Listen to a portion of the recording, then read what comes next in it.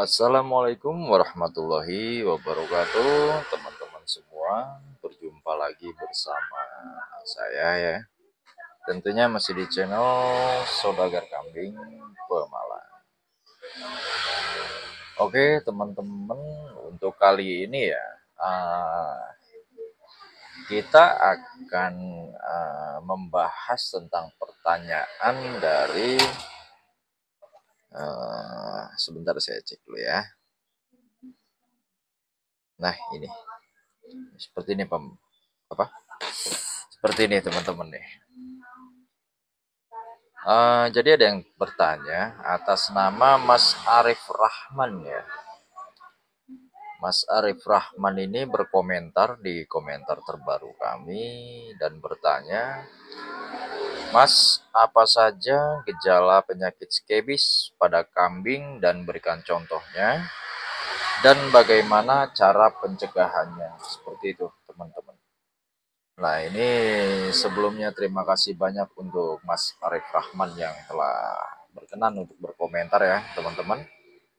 Dan sekarang kita akan bahas ya dari pertanyaan Mas Arif Rahman ini. Oke ya, teman-teman. Sebenarnya untuk skebis sendiri kita sudah pernah atau saya sudah pernah bahas sebelumnya itu di video sebelumnya ya, teman-teman bisa cek di situ. Di sini yang dipertanyakan oleh Mas Arif adalah gejala penyakit skebis pada kambing dan berikan contohnya, kemudian bagaimana cara pencegahannya. Jadi untuk skebis sendiri,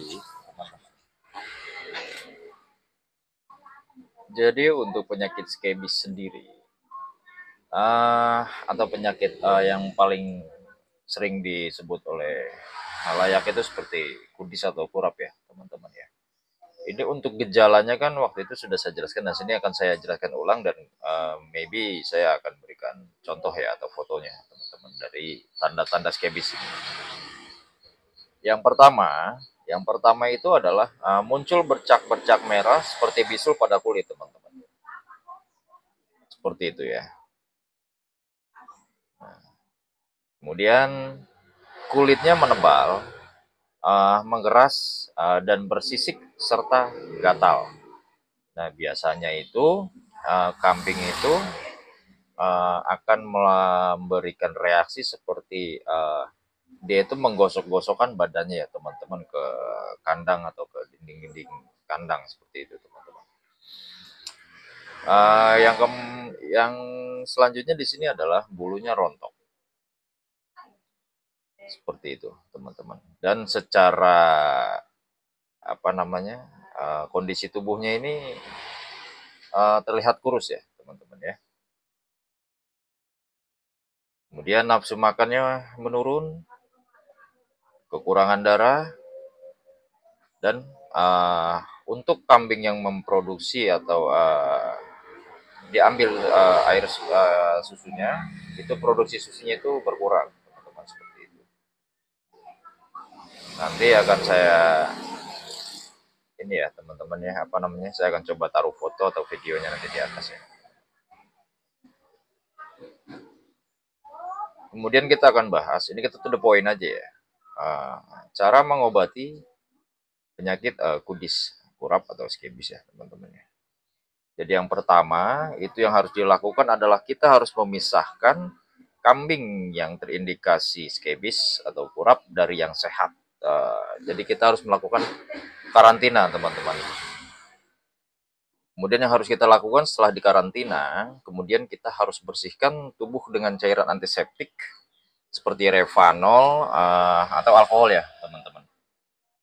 Atau bisa juga kalau berdasarkan artikel yang saya baca ini bisa juga pakai deterjen, cuman kita belum pernah coba kalau yang itu.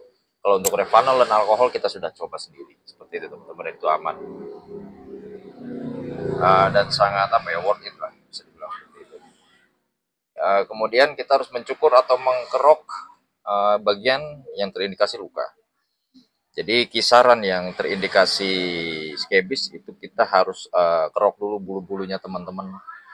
agar kita lebih mudah juga untuk membersihkan, dan juga kita itu apa ya, lebih untuk proses pemberian obatnya lebih gampang lah, lebih mudah. Tujuannya juga biar cepat mengering ya teman-teman ya. Prosesnya bisa lebih cepat seperti itu. Kemudian di sini yang paling penting adalah kita harus memberikan atau menyuntik Ivomec atau Wormextin kepada kambing yang terindikasi skebis. Nah, kalau yang ini saya sudah pernah coba teman-teman, waktu itu kita suntik pakai Wormextin ya. Dan alhamdulillah kambing kita sehat kembali.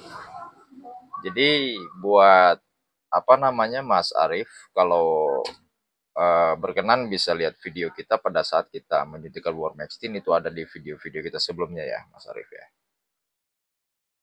Oke ya teman-teman, sekarang kita lanjut mengenai bagaimana cara mencegah agar kambing kita tidak terkena skebis. Seperti itu ya teman-teman. Sebenarnya kembali ya, kalau untuk pencegahan baik penyakit skebis ataupun penyakit yang lainnya ya teman-teman ya, itu yang paling utama yang kita harus jaga dan kita harus apa ya, hal mutlak yang harus kita lakukan adalah menjaga kebersihan kandang dan ternak kambing secara rutin. Jadi faktor kebersihan kandang di sini ini yang sangat mutlak teman-teman kalau menurut saya. Karena kalau kandang kita kebersihannya terjaga, itu kita dapat meminimalisir segala macam bentuk penyakit yang kemungkinan akan menyerang pada ternak kita. Kemudian di sini untuk pencegahan pun kita bisa melakukan atau memandikan ternak ke 2 minggu sekali ya teman-teman. Seperti itu. Dan jangan lupa juga kita harus juga memberikan obat antiparasit secara teratur teman-teman. Seperti itu ya untuk melakukan pencegahan teman-teman. Dan kemudian kita harus memisahkan ternak yang sakit dari ternak yang sehat. Nah ini saya sering banget sering banget menginformasikan bahwasannya pada saat kita membuat kandang kita harus punya satu atau dua atau tiga atau enggak kandang khusus lah ya teman-teman. Kandang khusus yang memang kita buat untuk mengkarantina kambing yang sakit teman-teman. Seperti itu. Itu sangat perlu banget ya untuk bisa kita melakukan isolasi kambing yang sakit ya teman-teman. Jadi nggak beresiko tinggi untuk bisa menulari kambing sehat yang lainnya teman-teman. Seperti itu.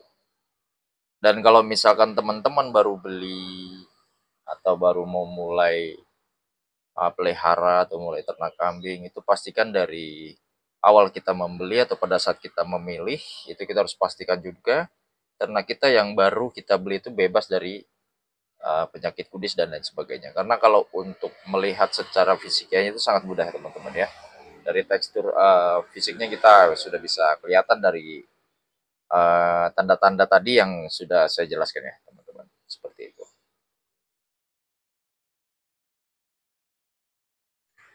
Oke ya teman-teman, seperti itu aja, singkat, jelas, dan padat, dan juga apa yang saya jelaskan ini sesuai dengan apa yang pernah kita alami ya teman-teman. Saya kalau memang pernah mengalami, saya akan bilang pernah, dan bila mana belum pernah mengalami, saya akan bilang belum teman-teman. Jadi apa adanya aja lah.